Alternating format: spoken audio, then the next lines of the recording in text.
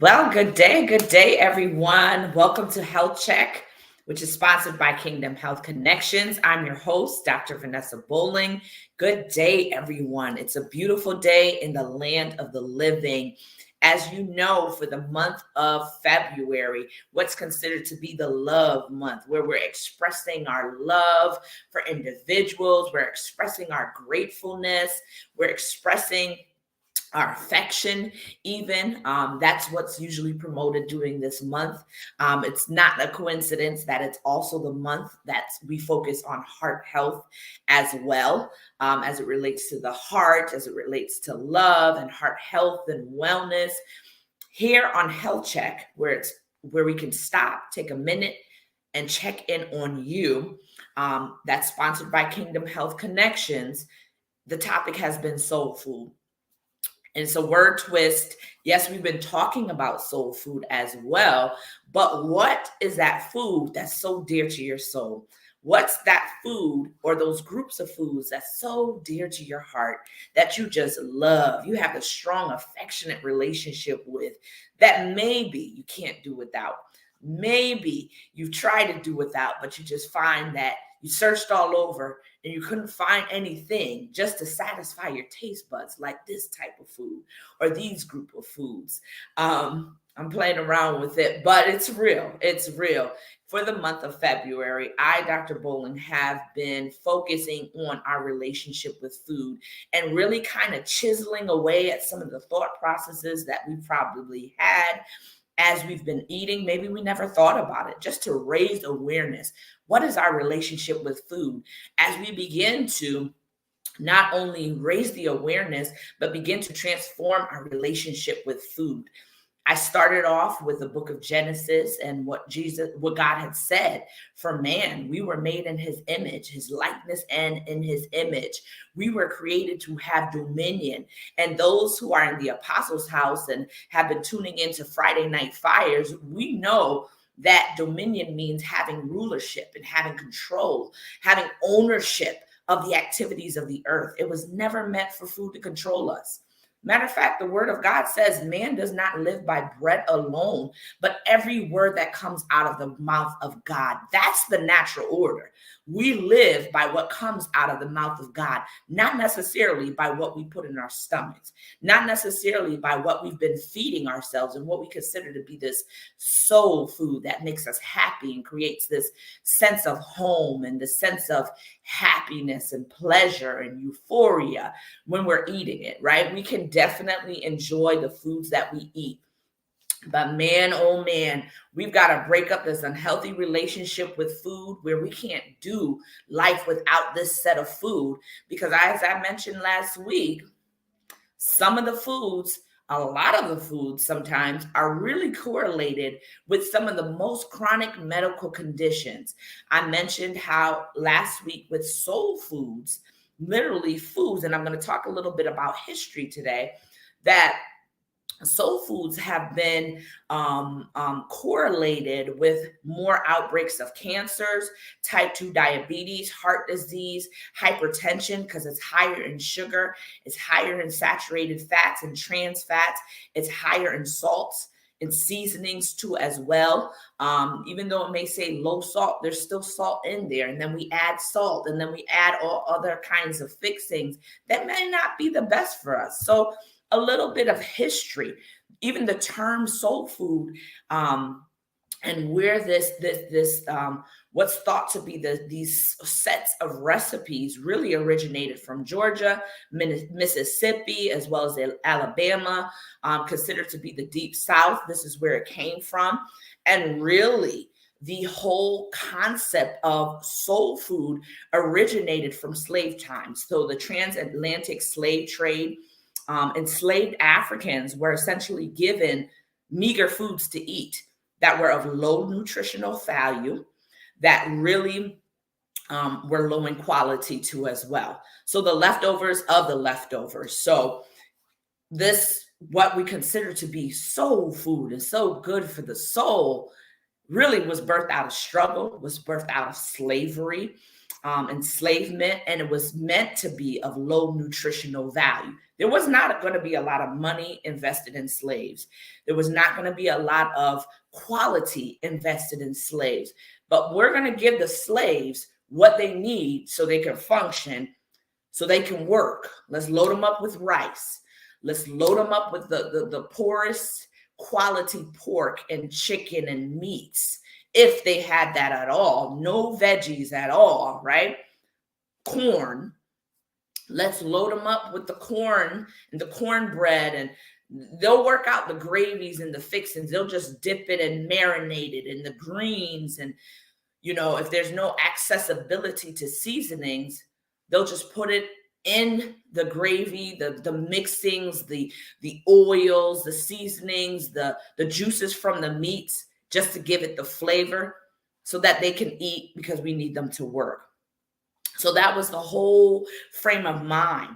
The slaves were just fed to keep alive. Now it eventually started to morph into now this cuisine, this what's considered to be this African American cuisine.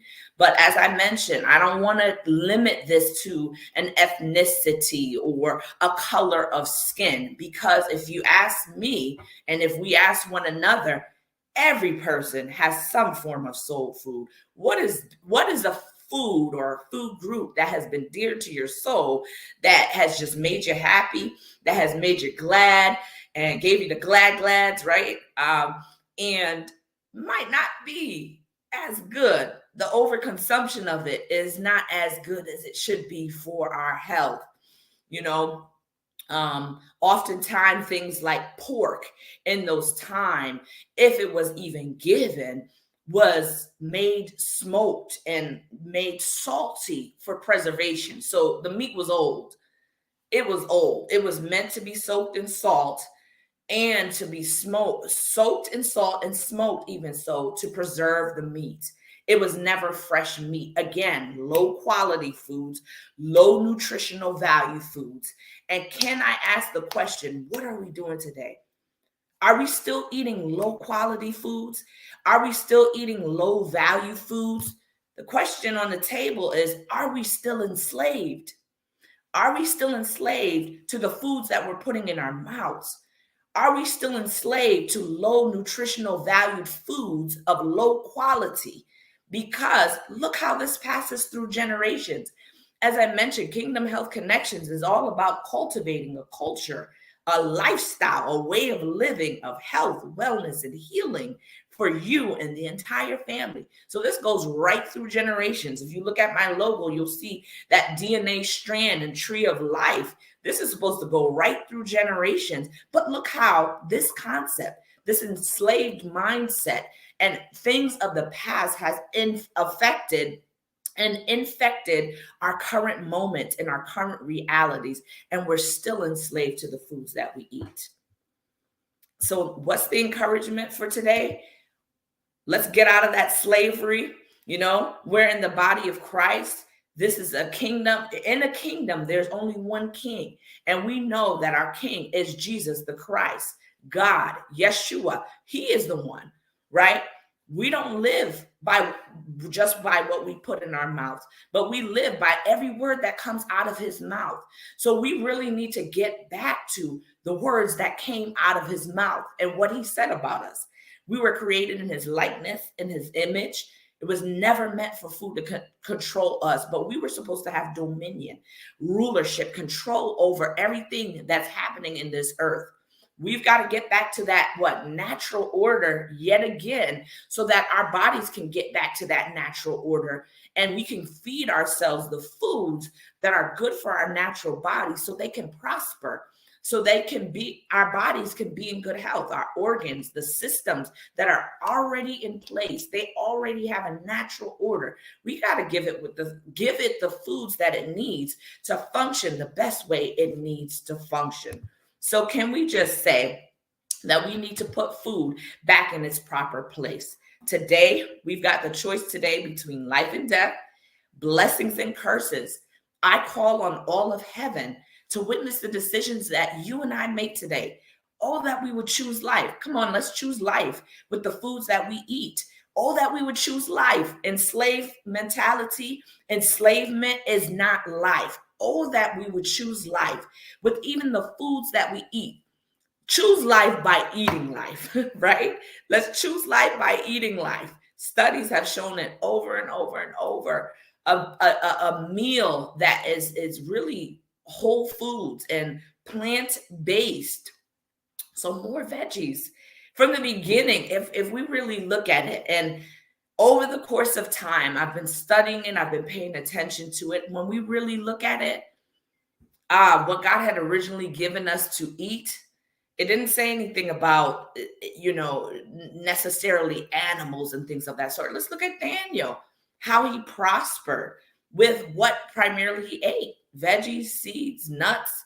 If we're gearing more towards those things, and yes, we are creative beings, we could definitely saute and do things in such a way that it's palatable for our taste buds. But we're going to, over the course of these months, over the course of this time, we're going to, if you're on the journey with me, explore some things. Some things we cut down and we shut down. We've never tried it. And we're this time around, I implore you, let's try it. You may look at a salad and say, that's absolutely disgusting. Try it. And you'll actually feel good and reinforced that you tried something that was actually healthy and good for your body. And you didn't have the itis. You didn't have that, what we call postprandial hyperglycemia that leads to diabetes anyways. You didn't have that. You didn't feel tired. You didn't feel sluggish. You actually felt good, that you did good to your body. And guess what? At the end of the day, you had more energy. And at the end of the day, you're sleeping better. Can we just do right to our bodies? Can we agree to that? So go ahead and put hashtag I choose life. Say how you're going to choose life. I'm going to choose life today with the choices I choose to in regards to what I choose to eat on this day. Staying hydrated as well. Moving. I don't need to sit all day, right? Let's get into movement. There's so much that plays in to us being physically healthy. But as I mentioned, more than 50% of it is what we're eating. So let's choose life. If you have questions, feedback, comments, let's encourage each other even here. Put them here on the post. You can also email me at kingdomhealthtah@gmail.com. And we'll be touching bases throughout this month. On next week, Tuesday, tune in with me, 9 a.m. I will have a guest with me as well. And we're going to dig a little deeper and talk a little more and provide some tips as to how we can build healthier relationships with food so we can truly prosper. We can be in good health physically, spiritually, as well as in our soul, right? Because our souls are in the right place and it's not dependent on food. I'm your host, Dr. Vanessa Bolling. Thank you for tuning in to Health Check, which is sponsored by Kingdom Health Connections. We're here every Tuesday. I'm here with you every Tuesday, 9 a.m. on Facebook Live, on the Apostles House page, as well as the Kingdom Health Connections page, as well as on YouTube, the Kingdom Health Connections page. Go there as well as subscribe and like. I'll see you here again, 9 a.m. next week, Tuesday, with our special guest. Be there. See you soon. Bye-bye.